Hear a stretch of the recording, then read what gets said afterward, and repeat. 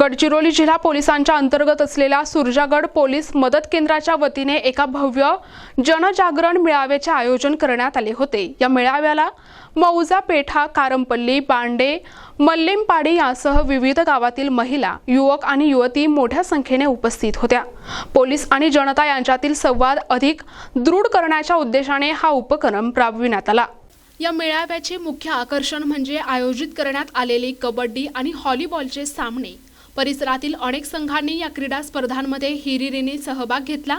या कार्यक्रमाच्या अध्यक्षस्थानी सुरजागड पोलीस मदत केंद्राचे प्रभारी अधिकारी विठ्ठल सूर्यवंशी होते, तर कार्यक्रमाचे उद्घाटन भाजप आदिवासी आघाडीचे जिल्हा महामंत्री तथा उपसरपंच प्रशांत अत्राम यांच्या हस्ते करण्यात आले।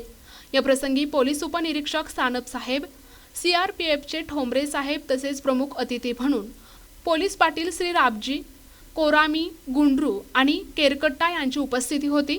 हा मेळावा यशस्वी करण्यासाठी पोलीस मदत केंद्रातील सर्व कर्मचाऱ्यांनी विशेष सहकार्य केले। उपस्थित मान्यवरांनी युवकांना खेळाच्या माध्यमातून प्रगती करण्याचे आणि पोलिसांना सहकार्य करण्याचे आवाहन केले। प्रतिनिधी शंकर मुत्तेलवार, NTV न्यूज मराठी, गडचिरोली।